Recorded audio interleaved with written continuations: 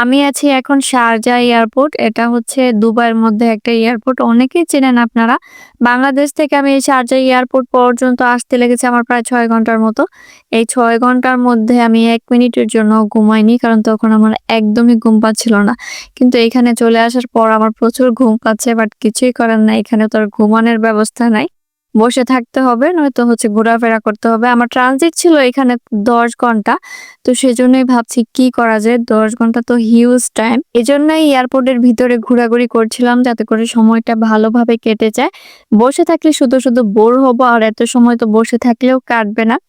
তো এইজন্যই ঘোরাঘুরি করছিলাম। আর আমি যে ফ্লাইট দিয়ে বাংলাদেশ থেকে শারজাহ এয়ারপোর্ট এসেছি, তো সেইখানে হচ্ছে বিভিন্ন কান্ট্রির লোকজন ছিল। বাঙালিই ছিল মূলত। কিন্তু উনারা হচ্ছে এই শারজাহ এয়ারপোর্ট থেকে যাদের ট্রানজিট ছিল তারা একেকজন একেক কান্ট্রিতে যাবে। আর যারা মূলত এই দেশে এসেছে তারা অলরেডি বের হয়ে গেছে এয়ারপোর্ট থেকে। আর আমার মতো যারা ট্রানজিটে ছিলেন তারা সবাই এয়ারপোর্টের ভিতরে অপেক্ষা করছিলেন। যার যতক্ষণ ট্রানজিট শেষ হয় ততক্ষণই হচ্ছে অপেক্ষা করবেন। তবে ফ্লাইটে হচ্ছে আমার আশেপাশে যারা বসেছিলেন তারা হচ্ছে একেকজন একেক কান্ট্রিতে যাবে।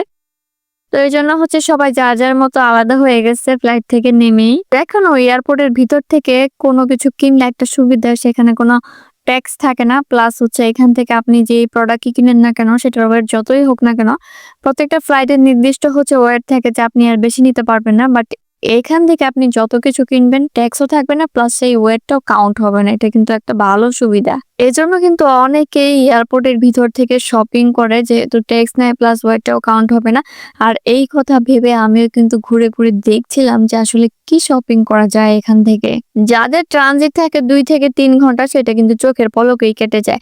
কিন্তু আমার মতো যাদের লং টাইম ট্রানজিট থাকে, আমার ট্রানজিট ছিল ১০ ঘন্টা। তো আমি এখানে ল্যান্ড করেছিলাম রাত ১টা এই দেশের টাইম। ঠিক পরের দিন সকাল ১০টা ২০ মিনিটে ছিল আমার নেক্সট ফ্লাইট। এর মধ্যে এয়ারপোর্টের অনেক এরিয়া হচ্ছে ঘোরাঘুরি করেছি, বাট তেমন কিছু কেনা হয়নি। চোখে প্রচুর ঘুম ছিল, ভালো লাগছিল না। তারপর হচ্ছে আমি বসে লং টাইম রেস্ট নিয়েছি। তো এখন হচ্ছে আমার নেক্সট ফ্লাইটের সময় আছে মাত্র ৩৫ মিনিট। তারপর তাড়াতাড়ি হচ্ছে আমি ইমিগ্রেশন কমপ্লিট করে বাসে উঠে গিয়েছি। এই বাসটা হচ্ছে প্লেন পর্যন্তই যাবে।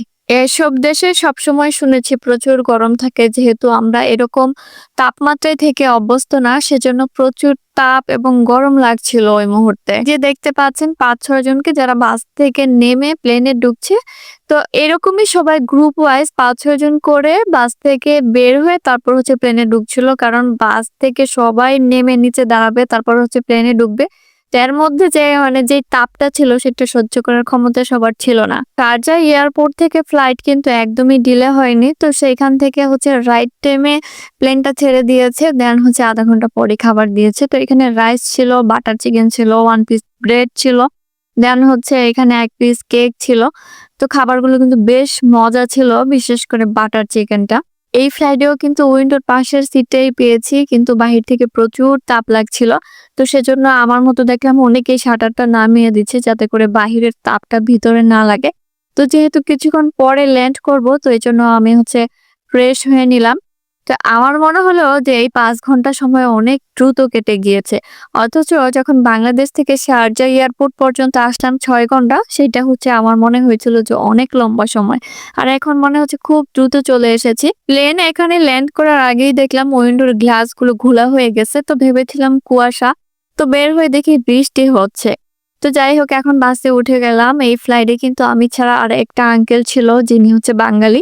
তো আঙ্কেল জিজ্ঞেস করছিল যে আমি কোন সিটিতে যাব বা এখানে আ মানে কোথায় থাকি। তো আমি আরকি বললাম যে আমি এই ১ম এসেছি। তো আমার হাসব্যান্ড থাকে এখানে। তো সেজন্য মূলত আসা। আঙ্কেলও হচ্ছে এই সিটিতেই থাকে। উনার এখানে বিজনেস। তো এখন ইমিগ্রেশনের জন্য চলে আসলাম।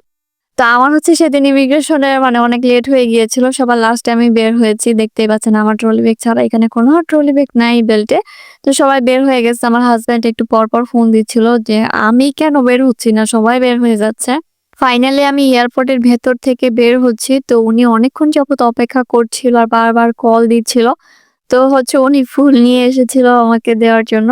তো সেটা দেখে বেশ ভালো লাগলো। ফুল এমনিতেই হচ্ছে বেশ ভালো লাগে। সেটা যদি প্রিয় মানুষের কাছ থেকে পাওয়া হয় তাহলে কিন্তু খুশিটা দ্বিগুণ হয়ে যায়। তো এখন ফাইনালি আমরা হচ্ছে বাসার উদ্দেশ্যে রওনা দিচ্ছি। তো সবাই ভালো থাকবেন। সবাই আমাদের জন্য দোয়া করবেন। টাটা, বাই বাই, আল্লাহ হাফেজ।